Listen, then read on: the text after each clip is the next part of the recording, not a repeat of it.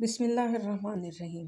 अज़ीज़ान गिरामी, एक सिलसिला शुरू किया गया है इस उन्वान से कि आप क्या जानते हैं। क्या आप जानते हैं कि शैतान ने 6000 साल इबादत के इवज़ खुदा से क्या मांगा? जब शैतान को खुदा की बारगाह से निकाला गया तो उसने अर्ज़ किया कि चूँकि तू आदिल है और मैं इस लायक नहीं रहा कि आखिरत में अपनी 6000 साला इबादत का अजर तुझसे ले सकूं और जन्नत में चला जाऊं, लिहाजा दुनिया में मेरा अजर दे दे। खिताब हुआ, दुनियावी अमूर में से जो चाहता है मांग, मैं इनायत करूँगा। शैतान ने कहा कि अव्वल मुझे रोज़े क़यामत तक ज़िंदा रख। जिस दिन तू मुर्दों को ज़िंदा करेगा उस दिन तक मुझे मोहलत दे।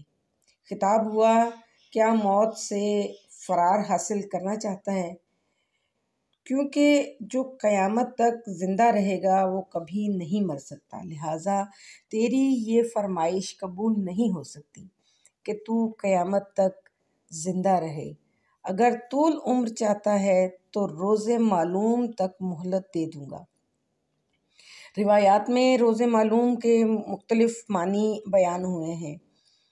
बाज़ के मुताबिक इससे मुराद अव्वल यानी सूर फूंका जाना है, जबकि बाज़ ने इसे रजब के दौर के मानी में लिया है, जिसमें पैगंबर इस्लाम उसे बैतुल मुक़द्दस के एक पत्थर पर ज़िबा करेंगे। जबकि बाज़ जगहों पर इमाम महदी अलैहिस्सलाम के ज़हूर के वक्त को कहा गया है, आप अपने असहाब के साथ मिलकर शैतान के लश्कर से नुमायाँ जंग करेंगे और आखिरकार शैतान उनके हाथों से कत्ल होगा और वासिले जहन्नुम होगा। दूसरी चीज़ शैतान ने मांगी, अर्ज़ किया, मुझे औलादे आदम पर तसल्लुत का इख्तियार दे, मैं खून की तरह औलादे आदम के आज़ा व जवारे में मौजूद रहूं और उनको जिस मकाम से चाहूँ मासियत में मुब्तला कर सकूं। खुदा ने कबूल किया। तीसरी चीज़ अर्ज़ किया, बनी आदम में से जिससे भी तू एक औलाद अता करेगा उसके एक के इवज़ मुझे 2 बच्चे अता होंगे जिन्हें मैं उसकी गुमराही पर मामूर करूं। खुदा ने उस ख्वाहिश को भी कबूल कर लिया।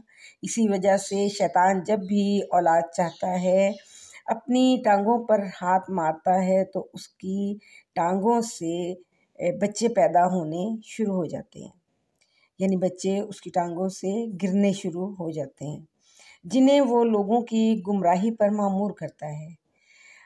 चौथी चीज़ जो शैतान ने मांगी, वो कहा कि मैं बनी आदम को देखता हूँ, मेरी ख्वाहिश ये है कि वो मुझे ना देखे, जिसे खुदा ने कबूल कर लिया।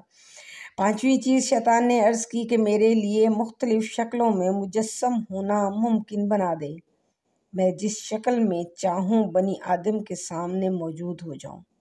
खुदा ने कबूल कर लिया। तारीख़ के मुताले से पता चलता है कि शैतान इंसानों की गुमराही के लिए मुख्तलिफ़ शक्लों में आता रहा है।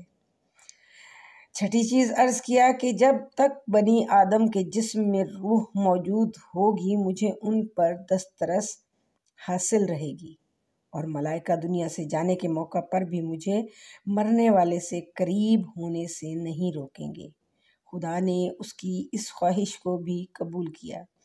इस पर शैतान मुख्तज़र होकर दुनिया से जाने के वक्त अपनी हर मुमकिन कोशिश करता है कि इंसान से उसके ईमान को छीन ले, यहाँ तक कि मुख्तज़र को पानी दिखाता है और उसे प्यास लगती है, वो पानी का मुतालबा करता है, उसे कहता है अपने खुदा से बेजारी का इजहार करो और मुझ पर ईमान लिया ताकि तुझे पानी पिलाऊं। अगर मुख्तज़र अपने दीन से बेजारी का इजहार कर ले तो शैतान कहता है मैं भी तुझसे बेजार हूँ और अपने खुदा से खौफज़दा हूँ, और ये कहकर पानी ज़मीन पर गिराते रहता है।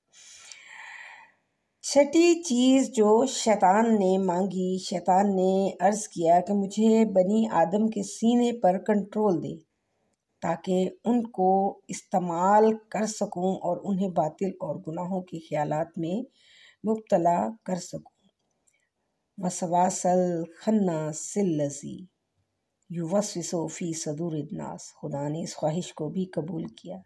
तो शैतान ने कहा कि तेरी इज़्ज़त और जलाल की कसम, यकीनन सारे बनी आदम को गुमराह करूँगा मगर वो जिनका अमल खालिस तेरे ही लिए होगा।